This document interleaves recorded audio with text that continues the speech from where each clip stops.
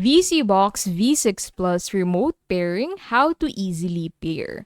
So to pair a Bluetooth remote control with your VSeeBox, the first thing that you'll need to do is to press and hold both the OK and the minus button simultaneously.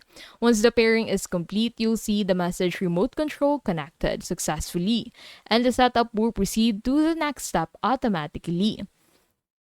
Now the remote is connected, you can go ahead and proceed on setting the language for your VSeeBox, adjusting the screen size, setting your time zone, setting your internet connection, selecting your network, entering your network password, and scroll your VSeeBox homepage. And that is how to easily pair VSeeBox V6 Plus remote.